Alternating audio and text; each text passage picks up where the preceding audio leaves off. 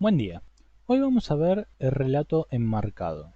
Cuando hablamos de relato enmarcado estamos hablando más que de un género, de una técnica narrativa, ¿sí? De un recurso que suele aparecer, que se suele utilizar en muchos cuentos, novelas o incluso también lo podemos encontrar dentro del cine, ¿sí? En series o películas.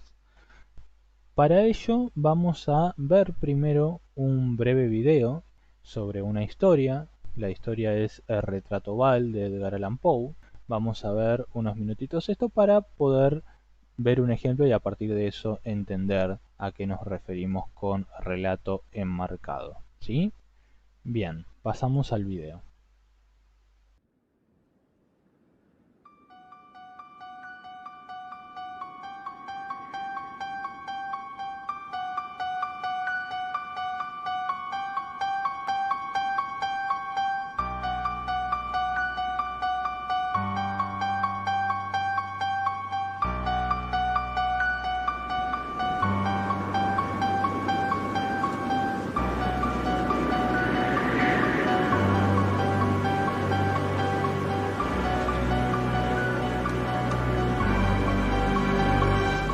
Fue una fría noche de invierno durante el transcurso de nuestra travesía.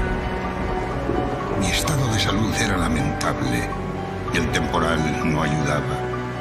Así que mi ayudante, pese a mi voluntad, decidió pedir hospedaje en un edificio que inspiraba una mezcla de grandeza y melancolía, y que según fuimos comprobando, conforme nos adentrábamos, había sido recientemente abandonado. Y al parecer, también profanado.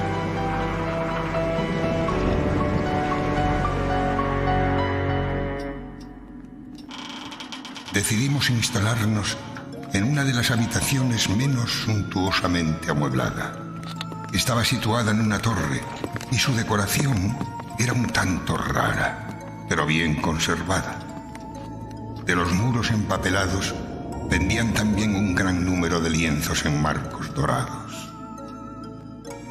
Hice a mi ayudante cerrar los pesados postigos de la habitación y encendí un candelabro para que, si no podía conciliar el sueño, distraerme al menos entre la contemplación de los cuadros y la lectura de un libro que había encontrado sobre la cama y que trataba sobre las críticas y análisis de dichos cuadros.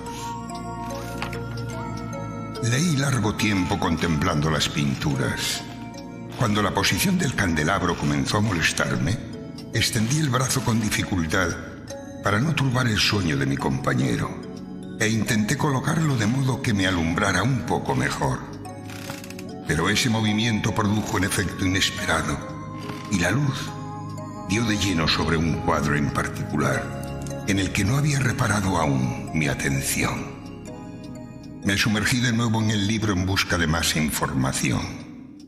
Era el retrato de una joven del lugar, de extraña belleza, que en mal momento conoció y se enamoró del pintor.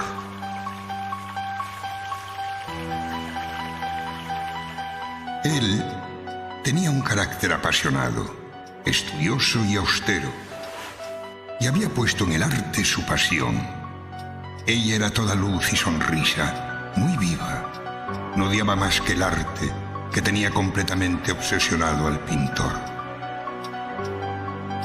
Terrible impresión causó a la dama oírle hablar del deseo de pintarla, mas era humilde y generosa, y se sentó pacientemente durante largas horas, horas que se convirtieron en semanas, y éstas a su vez en meses.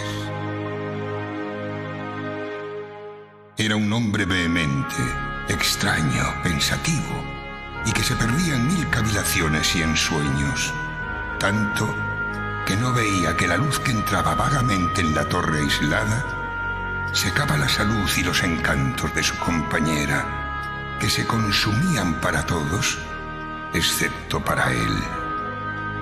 Ella, sin embargo, sonreía, pues veía que el pintor experimentaba un gran placer en su tarea y trabajaba noche y día para trasladar al lienzo la imagen de lo que tanto amaba, la cual, día tras día, se tornaba más débil y desanimada.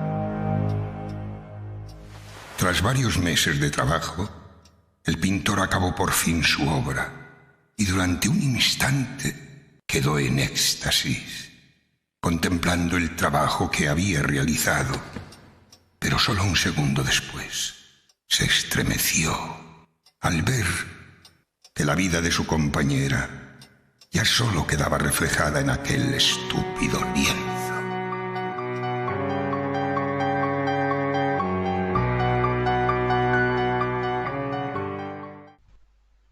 Entonces, una vez visto este video, ¿con qué nos podemos encontrar? ¿Cuál va a ser la historia que aparece en el relato? ¿Cuál es la historia que se cuenta en el relato?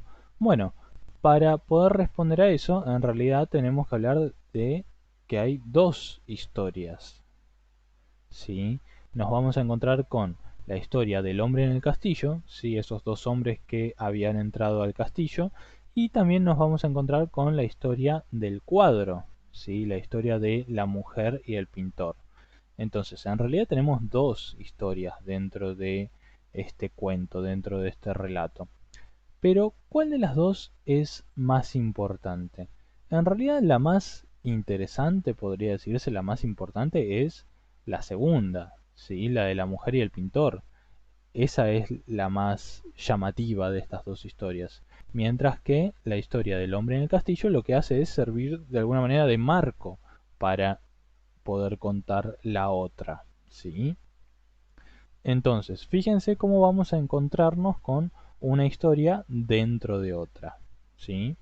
Entonces, lo que nos vamos a encontrar va a ser un relato marco que va a bordear, ¿sí? Que va a ser la historia grande, dentro de la cual está inserta la historia del relato enmarcado, ¿sí? Que es una segunda historia que generalmente es la historia más atractiva en realidad del relato, la que se busca contar, ¿sí? La otra nos sirve principalmente como marco.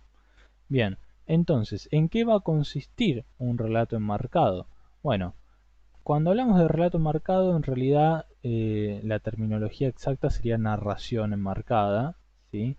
Y es, como ya dijimos, una técnica literaria o una técnica narrativa que consiste en incluir una historia dentro de otra, ¿sí? La historia que se incluye es lo que conocemos como relato enmarcado. Y la historia que contiene a la otra, ¿sí? La historia dentro de la cual está inserta la segunda historia, es lo que conocemos como el relato marco, ¿sí? Fíjense, de hecho ahí aparece esa imagen de un capítulo de Los Simpsons, ¿sí? Donde nos podemos encontrar con un ejemplo de relatos enmarcados y de cómo puede haber más de un relato enmarcado, ¿sí? Puede haber una historia dentro de otra historia, dentro de otra historia, dentro de otra historia, ¿sí? Eso puede suceder y es una técnica bastante recurrida en realidad, ¿sí? Bien, perfecto. Bueno, este fue un tema sencillo respecto de una técnica de narración, así que no creo que genere muchas dificultades, pero ya saben, por supuesto, si hay algo que no se entendió, me lo pueden consultar, ¿sí? Bien, que tengan un buen día, hasta luego.